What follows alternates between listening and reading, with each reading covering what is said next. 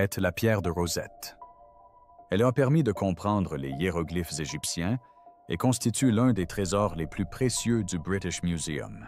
Depuis plus de 200 ans, elle est considérée comme la clé qui a permis d'accéder à l'Égypte antique. Les érudits pensaient que tous les détails avaient déjà été découverts. Nous avons donc une interaction très intéressante entre ces langues. Nous pensons que le texte est probablement originairement un texte grec destiné à honorer le pharaon comme un dieu. Mais lorsqu'une IA de pointe a scruté sa surface plus profondément que l'œil humain ne pourrait jamais l'atteindre, une révélation terrifiante a été révélée. Ce n'est pas une correction de l'histoire, mais une révélation d'une portée plus sombre. La surface de la pierre a soudain révélé une histoire qui a poussé les experts à remettre en question toutes leurs croyances. Rejoignez-nous pour plonger dans le mystère de cette ancienne stèle.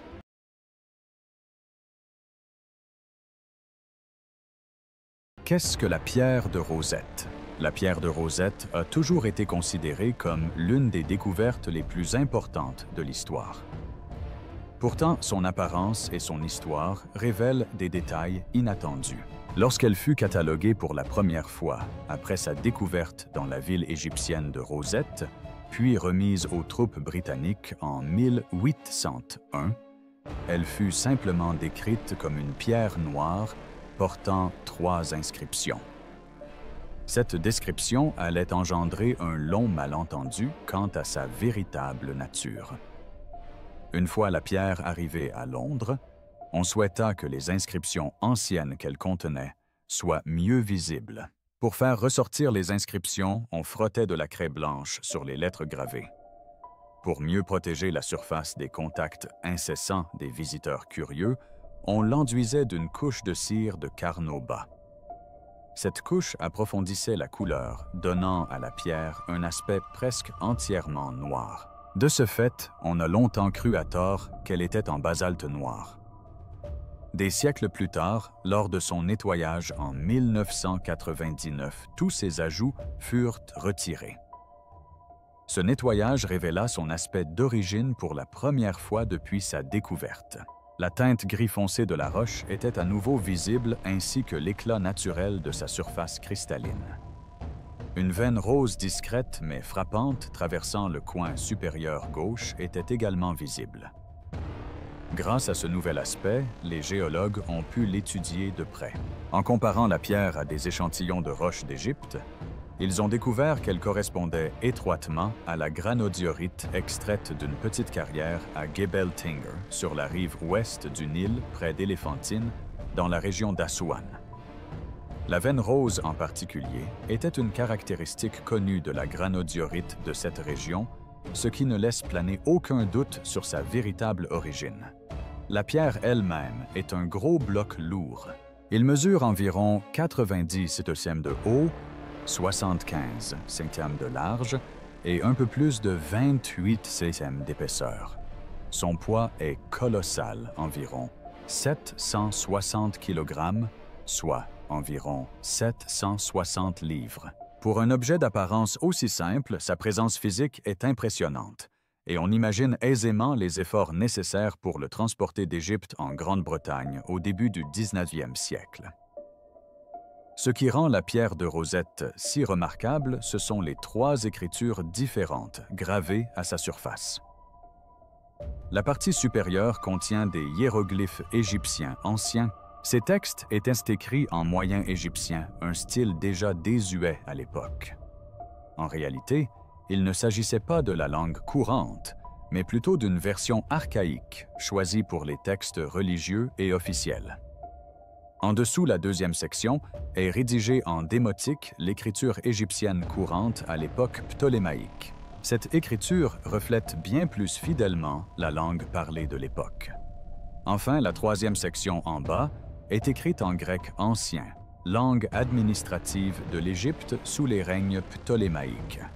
La face avant polie de la pierre porte ces inscriptions légèrement incisées et bien agencées, tandis que le dos est laissé brut, car il n'aurait pas été visible une fois les stèles mises en place. La pierre que nous voyons aujourd'hui n'est qu'un fragment de ce qui était autrefois une stèle plus grande. Les recherches ultérieures à Rosette n'ont permis de retrouver aucun fragment manquant. En raison de cette rupture, aucun des 3 textes gravés n'est intégralement conservé. La section hiéroglyphique supérieure est celle qui a le plus souffert. Seules les 14 dernières lignes restent visibles toutes endommagées à droite. 12 d'entre elles présentent également des dommages à gauche, rendant le texte très incomplet. La section centrale en écriture démotique est mieux conservée avec 32 lignes encore visibles. Les 14 premières sont légèrement endommagées à droite, mais autrement beaucoup plus nettes que les hiéroglyphes situés au-dessus. La section grecque en bas est la plus complète avec 54 lignes.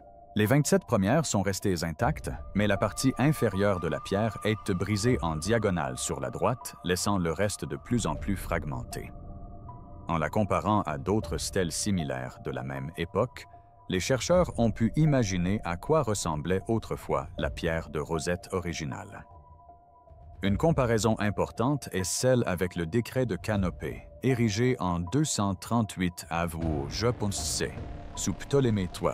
Cette stèle mesure plus de 2,1 mètres de haut et 4,21 de large et comporte 36 lignes de texte hiéroglyphique, 73 lignes de texte démotique et 74 lignes de texte grec.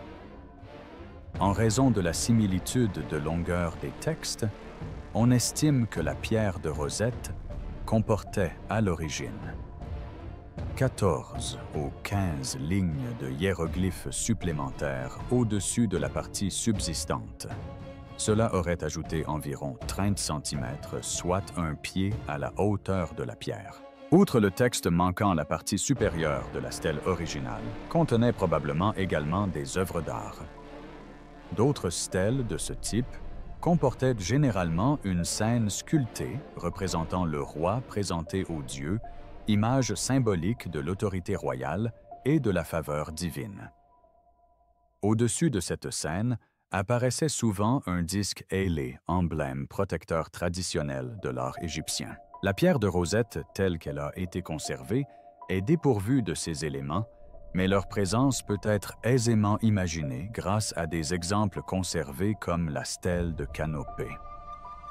Pris ensemble, les détails de la pierre de Rosette révèlent à la fois son importance et sa fragilité. Il ne s'agit pas d'un simple bloc de pierre, mais d'un document soigneusement conçu destiné à transmettre l'autorité et à garantir la compréhension entre différentes langues. Voyons ce que dit l'inscription sur la pierre. Le décret. La grande dalle de pierre fut érigée en l'honneur du roi ptoléméen après son couronnement. Sur sa surface fut gravé un décret instaurant le culte du jeune roi en tant que figure divine. Cet ordre ne fut pas donné directement par le roi lui-même, mais par une grande assemblée de prêtres réunis dans l'ancienne cité de Memphis. Ils inscrivirent comme la date dans les calendriers macédoniens et égyptiens, la situant au 27 mars de l'an 1104-26 av. Job. L'inscription la décrivait comme la 9e année du règne de Ptolémée et mentionnait même les noms des prêtres en fonction à cette époque. Parmi eux se trouvait Aétos, fils d'Aétos, qui accomplissait des devoirs sacrés liés à Alexandre le Grand et à la lignée royale des Ptolémées. Le document honorait également des prêtres dédiés à Bérénice, Urgatis, Arsinoé, Philadelphe et Arsinoé Philopator, Phames, de la dynastie vénérée comme des déesses.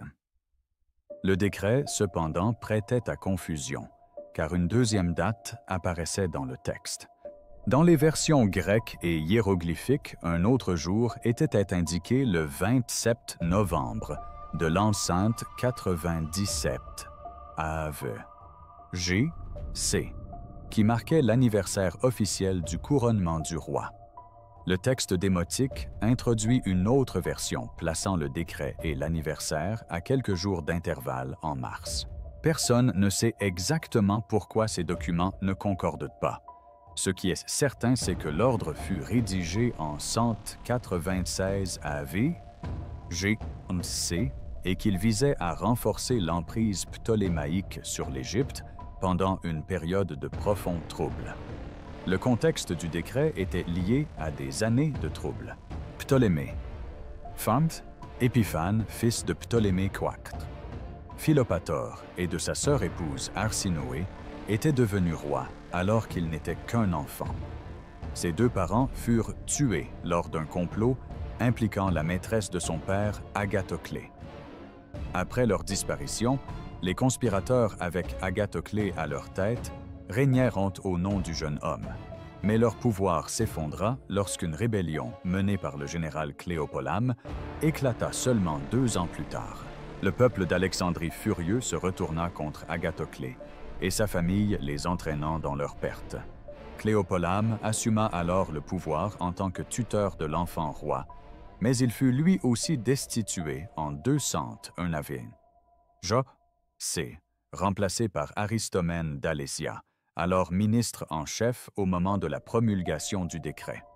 Alors que l'Égypte était déchirée par des luttes intestines et que des dangers surgissaient de l'extérieur, Antiochus III de l'Empire séleucide et Philippe V de Macédoine avaient conclu une alliance pour se partager les territoires ptolémaïques.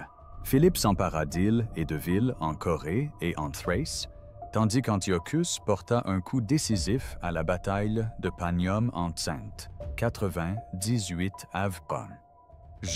C, s'emparant de la Célé-Syrie qui comprenait la Judée. Au sud, l'Égypte fit face à un autre défi, une puissante révolte locale qui avait éclaté sous le règne de Ptolémée IV. Des chefs nommés Orwenifer puis Kisankenifer résistèrent fermement à la couronne. Leur résistance dura des années. Dans ce contexte, l'enfant roi fut officiellement couronné à Memphis, alors qu'il n'avait que 12 ans 7 ans après le début officiel de son règne. Le décret fut publié peu après, visant à projeter force et stabilité. Contrairement aux grandes déclarations des pharaons précédents, ce décret n'émanait pas du roi en personne, mais du clergé. De telles selles étaient propres à l'époque ptolémaïque. Elles ressemblaient aux pratiques des cités grecques où les communautés honoraient elles-mêmes leurs dirigeants plutôt que d'attendre qu'ils proclament leur grandeur. Dans le texte, Ptolémée était loué pour ses actes de générosité. Il avait offert de l'argent et du blé au temple. On lui attribuait également la gestion des crues du Nil, dont le niveau avait particulièrement augmenté la 8e année de son règne. En ordonnant la construction de barrages sur les eaux excédentaires, il aida les agriculteurs à protéger leurs récoltes. En échange, les prêtres promirent fidélité, acceptant de l'honorer aux côtés des dieux et de célébrer son anniversaire et son couronnement chaque année. Le décret ordonnait également que le texte soit affiché dans chaque temple d'Égypte, rédigé en 3 écritures: les hiéroglyphes pour les dieux, le démotique pour les registres quotidiens et le grec pour le gouvernement. Les prêtres de Memphis étaient particulièrement puissants car ils étaient les plus hautes dignitaires religieux du pays et exerçaient une influence considérable sur toute l'Égypte. En promulguant le décret à Memphis plutôt qu'à Alexandrie, cœur politique des Ptolémées, le jeune roi cherchait à s'assurer leur soutien de manière visible. Bien que les dirigeants égyptiens parlaient grec depuis Alexandre le Grand, les textes égyptiens du décret rappelaient au peuple que sa langue et ses traditions étaient reconnues par le sacerdoce. La dalle de pierre était donc plus qu'un monument sculpté. C'était un outil politique, une promesse religieuse et une déclaration de survie durant l'une des périodes les plus instables de l'Égypte. Elle liait la couronne et le clergé dans un intérêt mutuel et illustrait en 3 langues la tentative d'un jeune roi de s'assurer le contrôle d'un territoire divisé. Cependant, traduire le décret en langue moderne a toujours constitué un défi. Aucune version ne peut être considérée comme absolue, car les chercheurs continuent d'affiner leur compréhension des écritures anciennes. on trouve encore des traductions anciennes, réalisées par A. Wallace Budge au début du 20e siècle et par Edwin R. Bevan dans les années 1920, mais elles sont aujourd'hui considérées comme obsolètes. Des travaux plus récents, comme la traduction de R. S. Simpson, d'après le texte démotique, offrent un meilleur aperçu. Une autre version moderne détaillée publiée par Quirk et Andrews en 1989 présente les 3 textes avec une introduction et un fac-similé, donnant une meilleure idée de la signification du décret. Mais comment la pierre de Rosette est-elle tombée aux mains des Britanniques? La réclamation de la côte au kiosque. Les forces françaises sous Napoléon Bonaparte entrèrent en Égypte en 1798 accompagnés de plus que de simples soldats. À leur côté se trouvait un groupe de 151 experts techniques, la Commission des sciences et des arts, qui étudiait l'histoire, les sciences et les arts. Leur mission était d'explorer et de documenter les merveilles de l'Égypte, tandis que l'armée poursuivait ses objectifs militaires. Un an plus tard, en juillet 1799, un événement incroyable se produisit près de la ville portuaire de Rosette, aujourd'hui appelée Rachid. Des soldats commandés par le colonel d'Aupoul travaillaient aux défenses du fort Julien lorsqu'ils abattirent une partie d'un mur. Parmi les décombres, le lieutenant Pierre-François Bouchard remarqua une dalle de pierre couverte d'inscriptions. Lui et d'Aupoul comprirent aussitôt que cela pouvait être important. Ils en informèrent rapidement le général Jacques-François Meunier, alors basé à Rosette. La dalle fut ensuite signalée à l'Institut d'Égypte, nouvelle institution scientifique de Napoléon au Caire. L'un des membres, Michel-Ange Lancret, rédigea un rapport expliquant que la pierre portait 3 inscriptions distinctes. Celle du haut était en hiéroglyphes, celle du bas en grec, et celui du milieu dans une écriture alors peu connue. Lancret suggéra que les 3 textes étaient des versions du même décret. Entre-temps, Bouchard fit transporter la dalle au Caire afin que les érudits puissent l'étudier en détail. La nouvelle de la découverte se répandit dans le monde entier en septembre 1799 grâce au Courrier de l'Égypte, journal officiel de l'expédition française. L'article soulignait l'importance potentielle de la pierre, laissant entendre qu'elle pourrait un jour contribuer à percer les secrets des hiéroglyphes. En 1800, 3 membres de la commission mirent au point des méthodes permettant de reproduire les textes gravés sur la pierre. Parmi eux se trouvait Jean-Joseph Marcel, imprimeur et linguiste, qui le premier comprit que le texte central n'était pas syriaque, comme certains le croyaient, mais l'écriture démotique égyptienne. Nicolas Jacques Comte, artiste et inventeur maître, au point une technique astucieuse permettant d'utiliser la pierre elle-même comme un bloc d'impression pour reproduire l'inscription. Un autre érudit, Antoine Galland, réalisa des estampes selon une méthode légèrement différente. Ces copies furent envoyées à Paris par le général Charles Dugois, offrant aux érudits européens leur première occasion d'examiner les mystérieuses inscriptions. Lorsque Napoléon quitta finalement l'Égypte, les troupes françaises continuèrent à tenir bon face aux forces britanniques et ottomanes pendant 1 an et demi. En mars 1801, les forces britanniques débarquèrent dans la baie d'Aboukir. Menou, qui avait pris le commandement de l'expédition française, déplaça ses troupes et la commission vers le nord, emportant avec eux la pierre et d'autres antiquités. Ils affrontèrent les Britanniques, mais furent vaincus, les forçant à se replier sur Alexandrie. Là, l'armée française fut assiégée et la pierre se retrouva à l'intérieur de la ville. Menou capitula le 30 août de la même année. Après la reddition des disputes éclatèrent quant à l'avenir des découvertes françaises. Les collections comprenaient des artefacts, des spécimens naturels, des cartes des notes et des dessins. Menou affirme que ces trésors appartenaient à l'Institut d'Égypte et refusa de les lui remettre. Le général britannique John Hely Hutchinson resta ferme, refusant de lever le siège tant que les trésors ne seraient pas rendus. Les érudits Edward Daniel Clarke et William Richard Hamilton, fraîchement arrivés d'Angleterre, inspectèrent les collections françaises à Alexandrie. Ils découvrirent bien plus que ce qui avait été déclaré. Clarke écrivit plus tard que les Français avaient caché de nombreux objets. Hutchinson déclara que tout appartenait désormais à la couronne britannique. Mais les érudits du français résistèrent, menaçant même de détruire leurs découvertes plutôt que de les abandonner, dressant ainsi une sombre comparaison avec l'incendie de la bibliothèque d'Alexandrie. Clarke et Hamilton supplièrent Hutchinson de permettre que certains objets, comme des spécimens d'histoire naturelle, restent la propriété personnelle des scientifiques français. Hutchinson finit par accepter, mais lorsque Menou tenta de revendiquer la pierre comme sa possession privée, Hutchinson rejeta catégoriquement l'idée.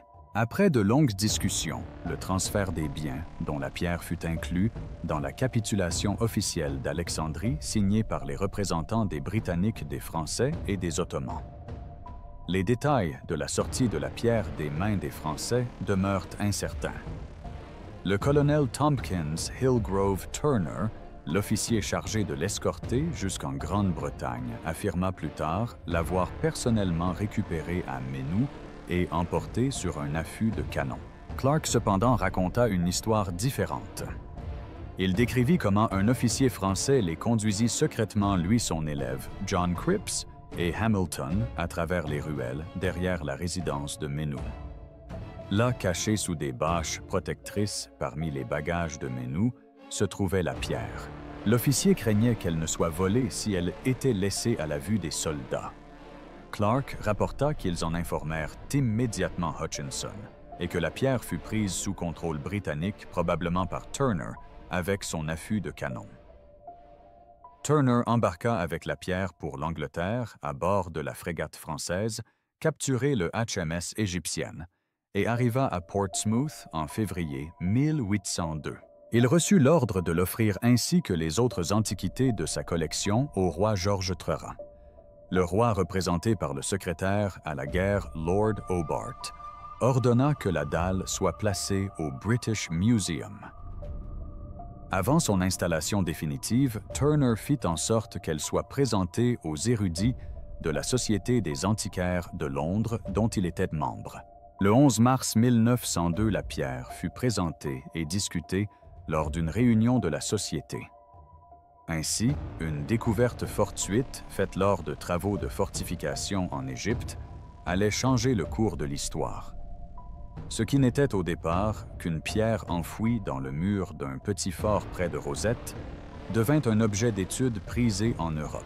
Ces inscriptions copiées et transportées à travers les nations ont permis aux érudits de déchiffrer l'ancienne langue des pharaons. De l'instant où Bouchard l'a repéré parmi les décombres jusqu'à son arrivée à Londres, le voyage de la pierre a été marqué par des batailles, des rivalités et une détermination sans faille, la plaçant parmi les découvertes les plus extraordinaires de son époque. Alors quelle était son importance? Découvrons-le. Percer le mystère. Pendant des siècles, la langue de l'Égypte antique est restée un mystère. Les mots gravés dans leurs temples et monuments ressemblaient à des portes verrouillées, illisibles au monde. Après la chute de l'Empire romain, la capacité à lire les hiéroglyphes disparut peu à peu. Déjà avant cette époque, l'écriture était devenue si spécialisée que seul un petit groupe de prêtres et de scribes pouvait la comprendre. Au IVe siècle, APR, G, C, presque personne en Égypte ne pouvait déchiffrer les anciens symboles. La propagation du christianisme dans le pays et la fin du sacerdoce des temples mirent fin à l'utilisation des hiéroglyphes dans la vie quotidienne et cérémonielle. La toute dernière inscription hiéroglyphique connue fut gravée à Philae. Elle est appelée le graphite d'Esmet Acom. Peu de temps après le dernier texte écrit en écriture démotique, apparut également à Philae. Après cela, le système d'écriture égyptien disparut de l'usage quotidien, ne laissant que d'étranges images et symboles gravés dans la pierre qui intriguent les générations suivantes. Si les hiéroglyphes subsistèrent, leur signification fut perdue. Pour les observateurs grecs et romains, l'écriture paraissait décorative très différente de leurs alphabets. Cette vision a influencé les penseurs ultérieurs. Au VE siècle, un prêtre nommé Horapollon écrivit un livre intitulé « Hiéroglyphes ». Il décrivait près de 200 glyphes et leur attribuait des significations. Son travail était considéré comme fiable, mais une grande partie était erronée. Au lieu d'apporter une solution, il a semé des siècles de confusion, rendant l'énigme encore plus difficile à résoudre. Dans l'Égypte médiévale, des érudits arabes tentèrent d'étudier l'écriture ancienne. Au Xe et Xe siècle, des personnalités comme Dhul-Nun al-Misri et Ibn Wahshiya comparèrent les hiéroglyphes à la langue copte, encore utilisée dans les églises de leur époque. En Europe, des tentatives pour déchiffrer l'écriture se poursuivirent également. Pierius Valerianus au XVIe siècle et Athanasius Kircher au XVIIe siècle se sont penchés sur le problème, mais n'ont jamais trouvé de réponse. Kircher l'a même décrit comme l'énigme du Sphinx, illustrant ainsi son mystère. Tout a changé avec la découverte de la pierre de Rosette en 1799. Cette unique plaque de granodiorite noire portait 3 textes différents du même décret, un en grec, un en démotique et un en hiéroglyphe. Pour la première fois, les érudits disposaient d'une clé directe permettant de relier une langue connue aux mystérieuses écritures égyptiennes. Cependant, les progrès ne furent pas immédiats. Même la partie grecque posait problème. Les érudits connaissaient le grec ancien, mais le grec utilisé en Égypte à l'époque ptolémaïque comportait des termes officiels et religieux inconnus. Les premières traductions se heurtaient souvent à ce contexte. En avril 1802, Stephen Weston présenta une traduction anglaise du texte grec, bien qu'elle fût loin d'être parfaite. Entre-temps, des copies de l'inscription avaient été réalisées en Égypte. 2 d'entre eux arrivèrent à Paris en 1801.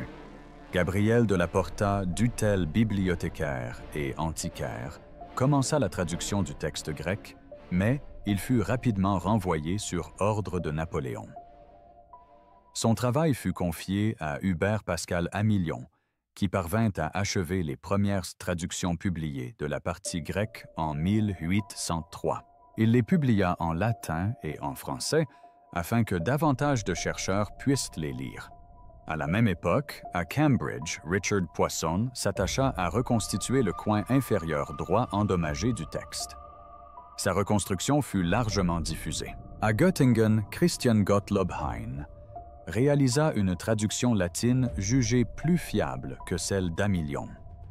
Celle-ci fut imprimée en 1803, puis réimprimée en 1811, accompagnée d'autres documents importants, dont la traduction anglaise antérieure de Weston. L'attention se porta également sur la partie centrale de la pierre, écrite en écriture démotique. À cette époque, cette écriture était peu connue.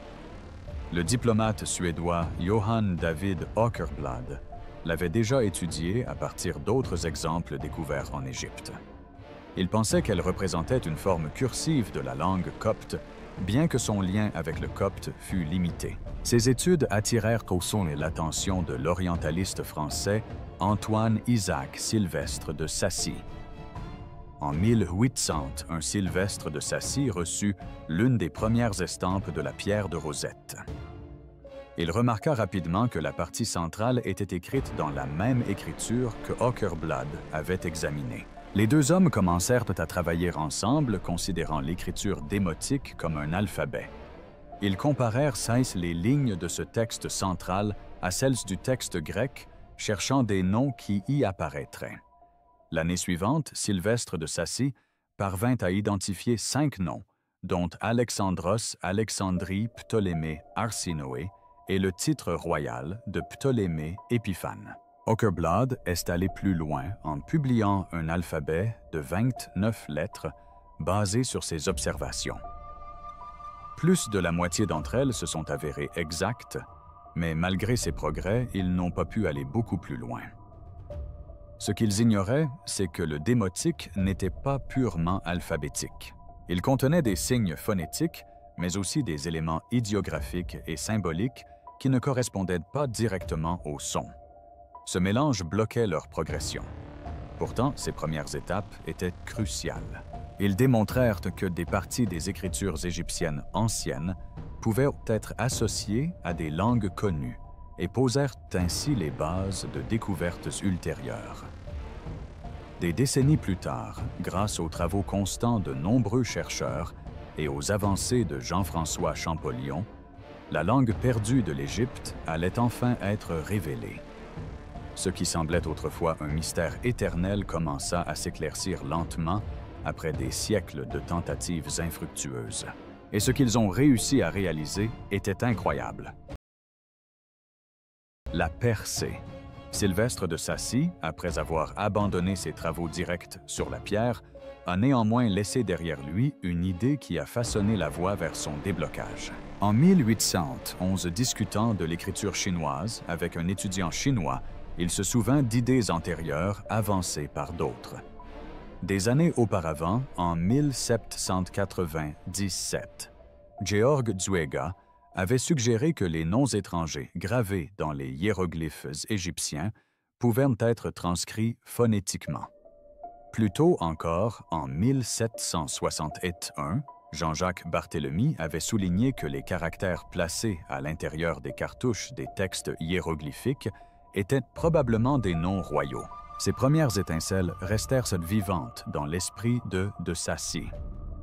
Ainsi, lorsque Thomas Young, secrétaire d'État aux Affaires étrangères de la Royal Society de Londres, le contacta en 1814 au sujet de la pierre de Rosette de Sacy, lui conseilla d'examiner attentivement les cartouches. À l'intérieur, il pourrait y avoir des noms grecs permettant ainsi de reconnaître les caractères phonétiques. Young suivit cette voie et réalisa des progrès qui ouvriraient de la voie à ce qui allait suivre. Il découvrit dans la partie hiéroglyphique de la pierre une séquence de caractères correspondant au son P, T, O, L, M, E, S qui se lisent aujourd'hui P, T, V, L, M, I, S.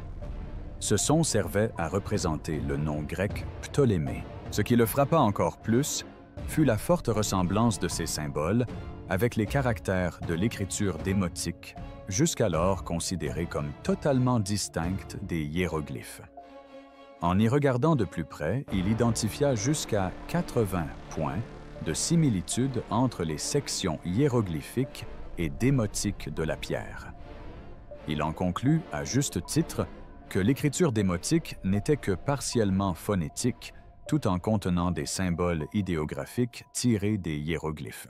Ces découvertes furent publiées en 1819 dans un long article sur l'Égypte pour l'Encyclopædia Britannica, où ces réflexions furent tout largement relayées. Pourtant, malgré ces avancées, Young ne put guère poursuivre ses travaux. À la même époque, il contacta Jean-François Champollion, un professeur grenoblois possédant une connaissance approfondie de l'Égypte ancienne. Champollion allait finalement devenir le personnage central du décryptage de l'écriture. En 1822, il examina des copies d'inscriptions provenant de l'obélisque de Philae, où les noms de Ptolémée et de Cléopâtre avaient été gravés par William John Banks. À partir de ces copies, Champollion identifia les caractères phonétiques composant le nom Cléopâtre. À l'aide de ces informations, ainsi que des noms étrangers inscrits sur la pierre de Rosette, il constitua rapidement un alphabet de hiéroglyphes phonétiques. Le 4 septembre 1822, il acheva ce travail et peu après, présenta sa découverte à l'Académie royale des inscriptions et belles-lettres. Dans une lettre détaillée adressée le même jour à Jean-Joseph Dacier, secrétaire de l'Académie, il exposa soigneusement sa découverte. Un point essentiel qu'il souleva était que les hiéroglyphes phonétiques étaient utilisés non seulement dans les noms grecs, mais aussi dans les noms égyptiens. Cela fut confirmé plus tard lorsqu'il reconnut les noms des pharaons Ramsès et Thoutmôsis dans des cartouches à Abu Simbel en 1823.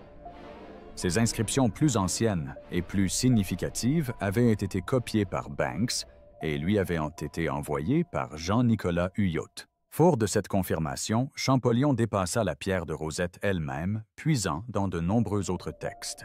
Il entreprit d'élaborer une grammaire complète de l'égyptien ancien et un dictionnaire des hiéroglyphes. Ces travaux furent achevés après sa mort en 1832, confirmant son rôle de pionnier ayant véritablement déchiffré le système d'écriture. Après la découverte de Champollion, l'attention s'est portée sur une meilleure compréhension des textes de la pierre de Rosette en comparant étroitement les trois versions. En 1824, Antoine-Jean Lutron, érudit classique reconnu, a promis de créer une traduction originale et littérale du texte grec pour aider Champollion. En retour, Champollion a entrepris d'analyser les points de divergence entre les trois textes, mais son décès en 1832 laissa cet ouvrage inachevé et on le crut un temps perdu. Plus tard, après le décès de François Salvolini, son ancien élève, et assistant en 1838 des brouillons manquants de cette analyse, furent retrouvés parmi ses papiers. Cette découverte révéla que la publication de Salvolini sur la pierre parue en 1837 était un plagiat de l'ouvrage de Champollion. Grâce à ces brouillons récupérés, Lutron put terminer son commentaire et sa traduction française qui parurent finalement en 1841. Au cours des décennies suivantes, d'autres apportèrent leur contribution. Dans les années 1850, les égyptologues allemands Heinrich Brugsch et Max Ullmann révisèrent les traductions latines des parties démotiques et hiéroglyphiques du texte. La première traduction anglaise parut en 1858, réalisée par 3 membres de la Philomathian Society de l'Université de Pennsylvanie, diffusant ainsi le savoir dans le monde universitaire. Cependant, le débat s'intensifia quant à la version principale du décret. Lutron avait soutenu en 1841 que la version grecque produite sous le règne des Ptolémées était l'original. D'autres n'étaient pas d'accord. Des érudits ultérieurs ont souligné que la version hiéroglyphique était destinée aux dieux et à la classe sacerdotale, ce qui lui conférait une signification centrale. Certains ont suggéré que les 3 textes avaient été créés simultanément, reflétant ainsi la fusion de différentes traditions. Selon une autre vision, le décret était un mélange de 3 voies politiques, religieuses et pratiques. À cela s'ajoutait le fait que les textes ne correspondaient pas mot pour mot. L'inscription hiéroglyphique s'éloignait parfois de l'ancien langage formel pour glisser vers des expressions plus proches du démotique, l'écriture couramment utilisée par les prêtres au quotidien. Cette irrégularité expliquait pourquoi le travail de déchiffrement fut plus difficile qu'on ne l'imaginait initialement. Les premiers érudits, qui espéraient un dictionnaire bilingue direct caché dans la pierre, furent souvent déçus.